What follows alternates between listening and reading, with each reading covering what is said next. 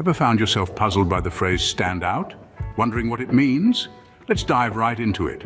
At its root, stand out is a phrasal verb that carries two layers of meaning. Literally, it refers to physically standing apart from a group.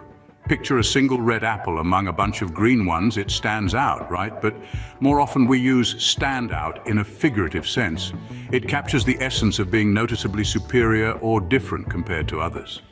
Think of an athlete who excels in every match, a student whose intellect surpasses their peers, or even a dress that catches everyone's eye at a party. Each of these examples embodies the concept of standing out. They are distinctive, they attract attention, they rise above the rest. So to stand out is to be strikingly different or superior, to be easily noticed among others. Now that you understand what stand out means, how do you use it in everyday conversation?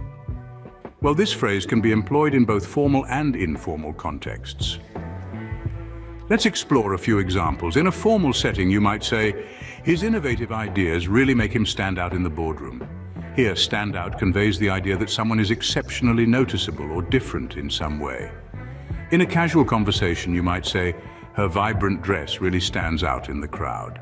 Here, stand out is used to express that something is strikingly different or easy to notice. Using phrases like stand out can enrich your English language skills, making your conversations more engaging and dynamic. It gives you the tools to express nuances and subtleties, enhancing both your comprehension and expression.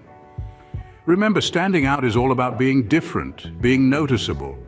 And now you have a new phrase to make your English stand out too, so go ahead, give it a try and see how you stand out in your English conversations.